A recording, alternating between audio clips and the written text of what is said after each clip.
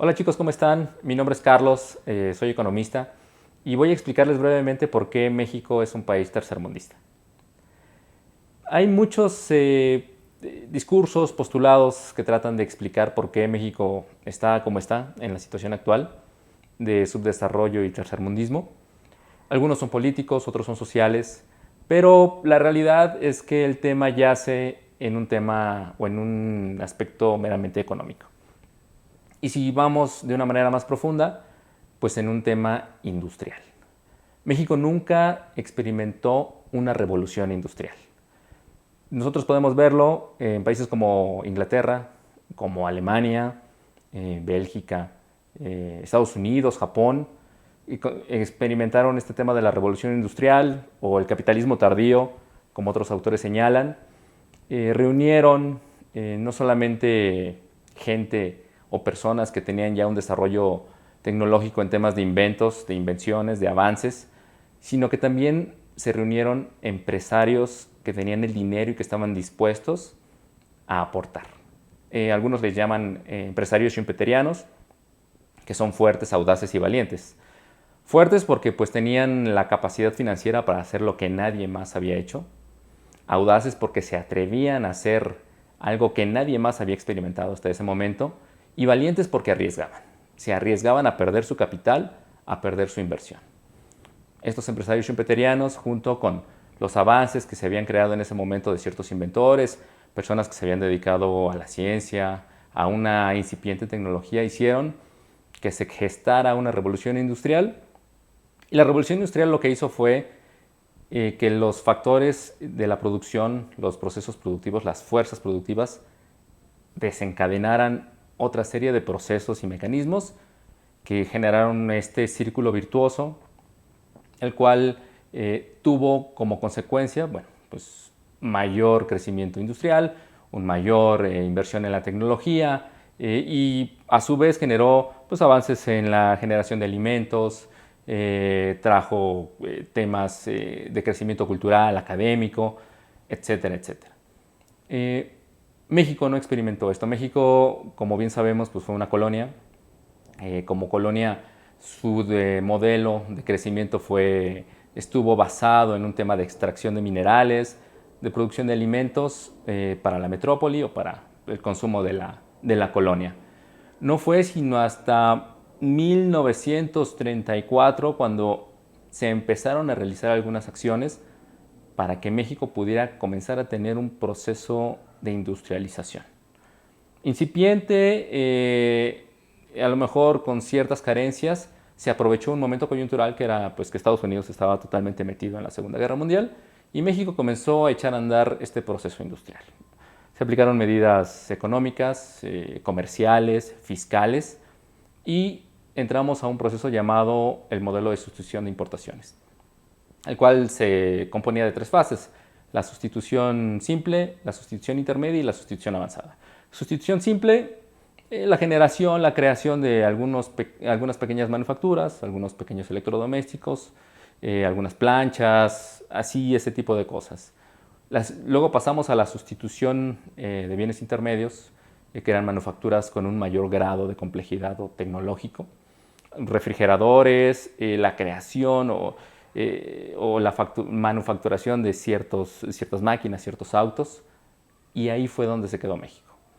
Se hace un análisis, se ve que el modelo, como algunos llaman, comienza a sufrir un desgaste o un agotamiento, y en lugar de corregir estas fallas o corregir este agotamiento o darle un nuevo impulso, se procede a detenerlo, a cancelarlo. Se desmantela el modelo de sustitución de importaciones y pues comienza a venderse todo lo que se había hecho. Alrededor de más de 1,100 entidades paraestatales se vendieron, se desaparecieron, bajo un nuevo postulado. La idea era que era mucho más barato comprar las cosas ya hechas del exterior, puesto que pues, hacerlas costaba o era muy caro.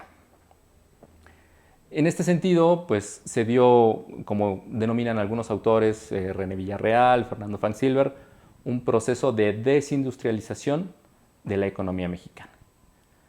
Ante esta situación, pues México comenzó a quedar en una situación de dependencia tecnológica grave del exterior.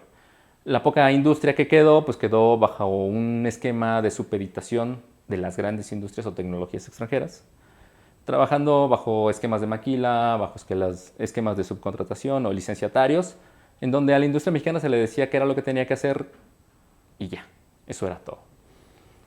Si nosotros vemos o hacemos un análisis de esta situación, pues podemos darnos cuenta que el costo fue muy grave.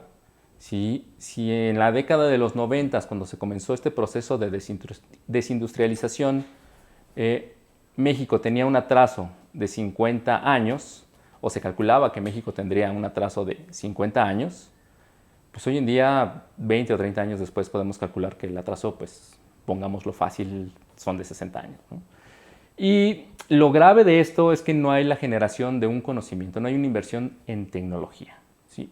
No hay una apuesta para invertir en ciencia, en tecnología, y también del lado del empresariado no hay una visión para apostar a proyectos de industrialización.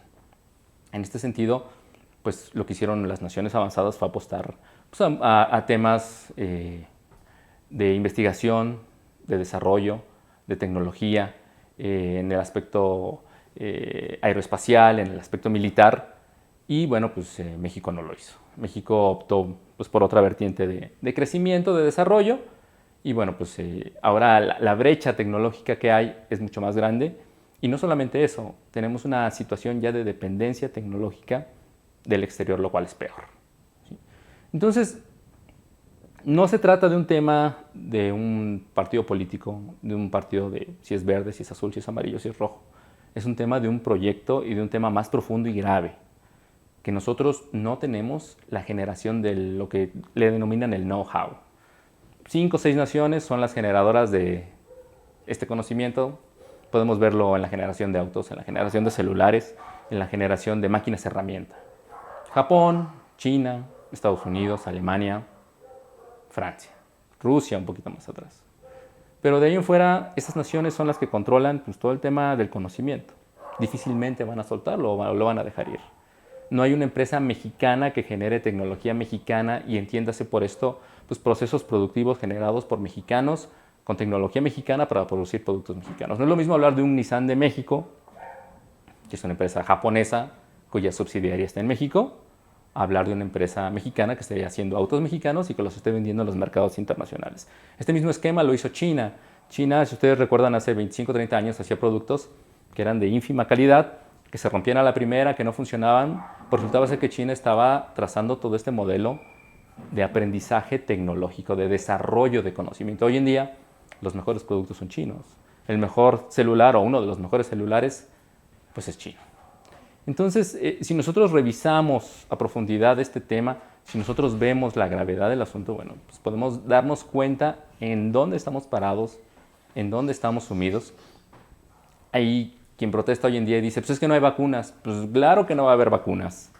No tenemos la tecnología para crearlas. No hay ningún laboratorio mexicano que se dedique a producir vacunas creadas por el conocimiento de mexicanos y que las venda a nivel mundial. Ese es el problema grave. Por eso México es un país tercermundista. La solución estaría en invertir en la industria y detonar procesos industriales que asemejen un poco a una revolución industrial. Mientras no hagamos esto, la brecha se va haciendo más grande y México seguirá sumido pues, en un atraso tecnológico, académico, económico y demás. Espero que les haya quedado clara la breve explicación. Cualquier duda o tema, bueno, pues ahí nos consultamos. Saludos.